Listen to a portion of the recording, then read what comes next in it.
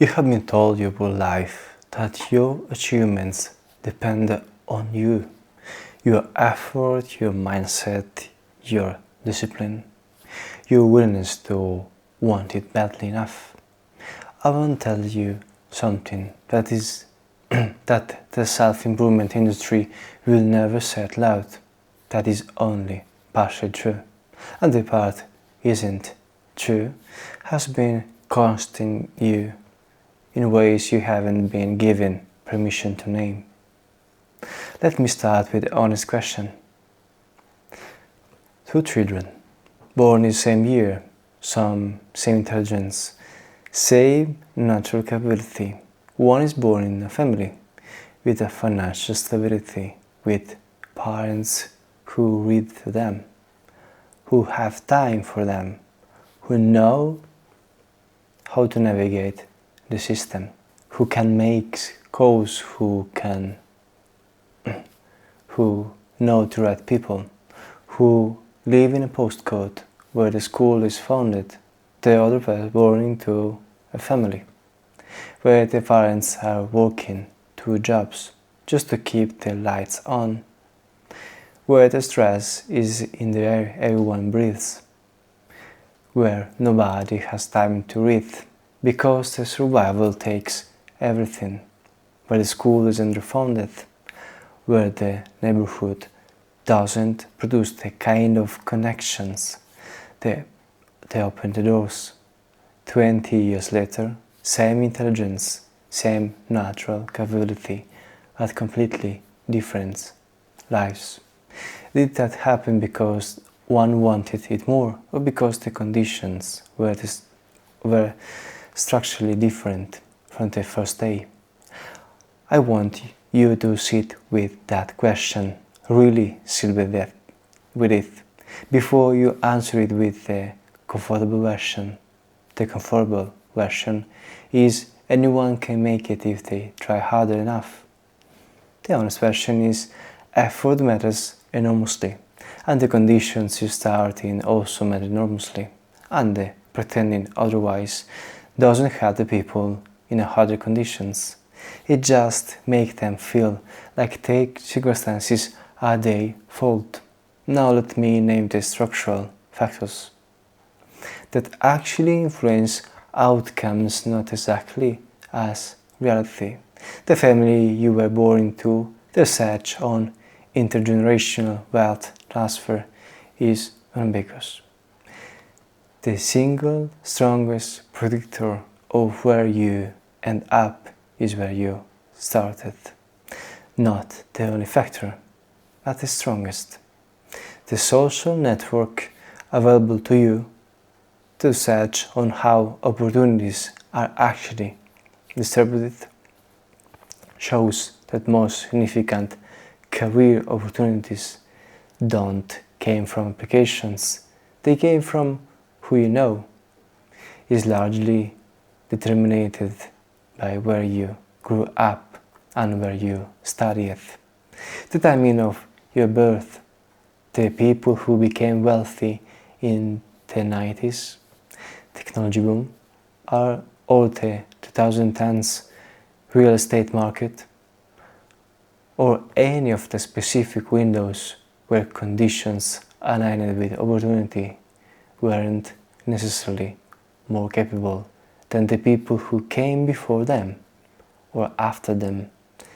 They were in the right place at the right time with enough preparation to take advantage. Timing is a factor, and you don't control timing. And system barriers. If you are a woman in a certain industries, if you are from a specific background, in a specific country, if your name sounds different from the names of the people making hiring decisions, the research shows consistent, measurable differences in outcomes that can be explained by capability alone. These aren't comfortable facts, they are documented ones. Now here's where it gets important, and where most content on this topic makes a critical mistake. Naming structural factors isn't the same as saying you are powerless. Those are completely different claims. The first is accurate, but the second is paralyzing. And the self-improvement industry, in this rush to avoid the first, accidentally create a culture where people who fail it in conditions that were structurally against them concluded that the failure was entirely personal, that they lacked something, that they weren't enough, that the problem was in them rather than the conditions. And that conclusion is the most expensive lie that a person can believe about themselves.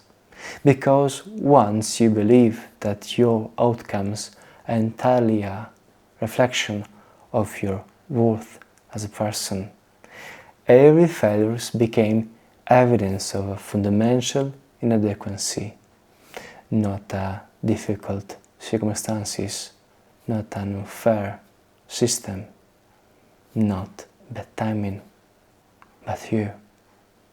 And people who believe they are fundamentally inadequate do not build. They survive, they manage, they spend enormous energy defending against the evidence of their own insufficiency, rather than building from what they actually have. So let me now talk about what accepting yourself actually means in this context. Not the Instagram version of self-acceptance, not the affirmations, not you are enough exactly as you are, which sounds good and means nothing practically. The actual version, accepting yourself, means seeing yourself accurately, not better than you are, not worse than you are, but accurately.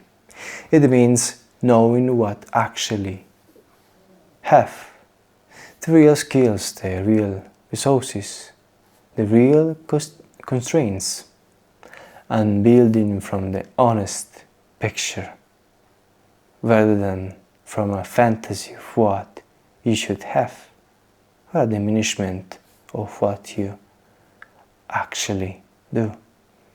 It means distinguishing between the limits that are real and the limits that were installed in you by a system or person that had an interest in you staying small.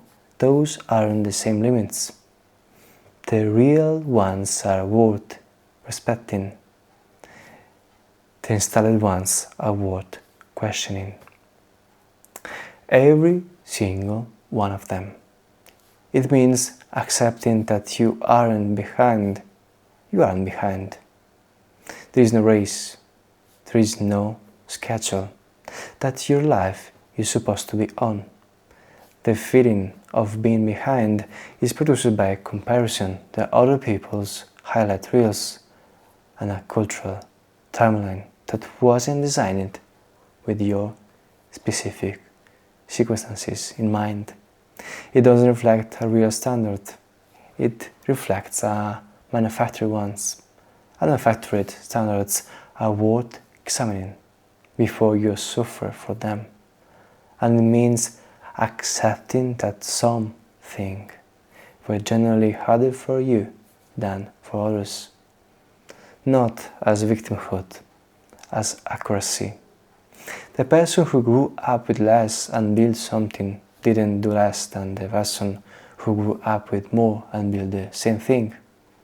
They did more, because the distance traveled is the measure, not the destination.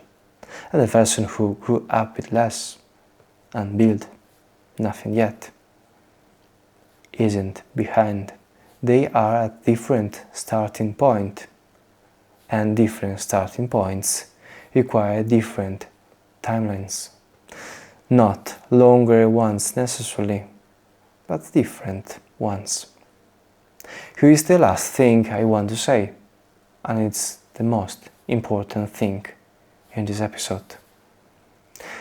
Your achievements don't define your worth. They never did. They never will. Worth isn't something that is earned by outcomes. Worth isn't something that can be taken away by difficult circumstances or structural barriers or the specific timing of your birth. The person who didn't reach the goal because the system wasn't built for them isn't worthless than the person who reached it because the system was built for them. And the person who is still building slowly under difficult conditions with fewer resources and less time and more weight to carry isn't failing. They are doing something harder than the most people will ever be asked to do. And that is worth saying in yourself before anyone else says it. Because if you wait for external validation of a difficult of your specific path, you might wait a long time. The systems that benefit from you not seeing your own worth aren't going to announce it. You have to decide it yourself and then build from there, not for the fantasy of what you should have been by now. From here, from what you actually have, from who you actually are right now. That is enough to start. That has always been enough to start. If this lands for you, send it to someone who needs to hear it, not as a motivation, as permission. The permission to stop measuring themselves against standards that wasn't never built for their specific life.